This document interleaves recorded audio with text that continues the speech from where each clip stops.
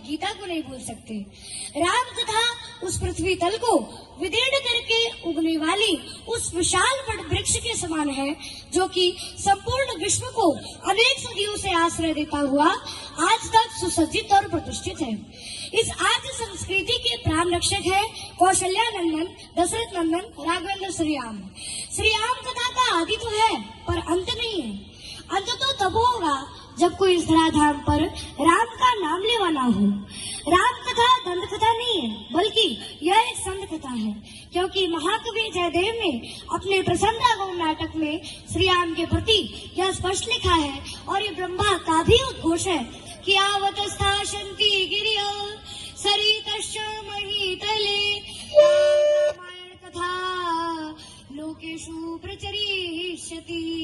अर्थात जब तक धरती पर पहाड़ के अस्तित्व रहेंगे, नदियां बहती रहेगी, तावत रामायण कथा लोकेषु प्रचरिष्यति, तब तक राम की कहानी घर घर में कही जाती रहेगी। ऐसा होने में किसी की मेहरबानी नहीं है, क्योंकि हमारे प्रभु श्री राम जी की कहानी ऐसी है। अयोध्या में एक भव्य राम मंदिर का भी निर्माण था, जिसे मुगल आक्रमणकारी बाबर ने उस भव्य मंदिर को तोड़कर उसके ऊपर एक मस्जिद बना दी थी, जिसका नाम था बाबरी मस्जिद। राष्ट्रीय स्वयंसेवक संघ और भारतीय जनता पार्टी की अगुवाई में इस संस्थान को मुक्त करने एवं वहां एक नया मंदिर निर्मित करने के लिए एक लंबा आंदोलन चला। 6 दिसंबर 1992 ईस्वी को यह विवादित ढांचा गिरा दिया गया।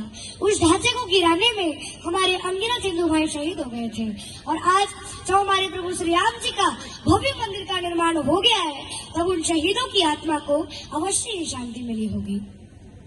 हमारे प्रभु श्री राम जी का चरित्र तो इतना पवित्र और निर्मल चरित्र है कि औरों की तो बात जाने ही दीजिए। अब यहाँ रावण की दुर्दशा देख लीजिए।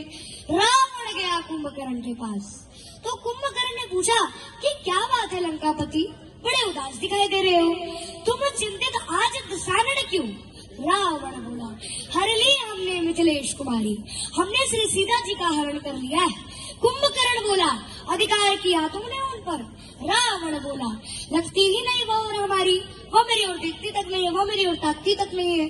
तो कुंभकर्ण ने कहा कि जब महात्मा बनकर तुमने उन्हें हरण कर लिया, तो राम बनकर ही उन पर अधिकार पालो। नकली तो बनना है, तो तुम राम ही क्यों नहीं बन जाते? तो रावण बोला कि बड़ी कठिनाई है, इसमें है हमको भैरव मारी, और जब राघव रूप लगा बनने, तब मातु समान लगी सब नारी। रामचंद्र की जय। मेरे मन से वासना ही चली गई, ऐसा बाबर की बर्बरता का तो होना अंत जरूरी था, इसीलिए तो इस सप्ताह में होना संत जरूरी था। मंदिर गिरना मंदिर बनना, मंदिर गिरना मंदिर बनना, ये सब प्रभु राम की इच्छा थी।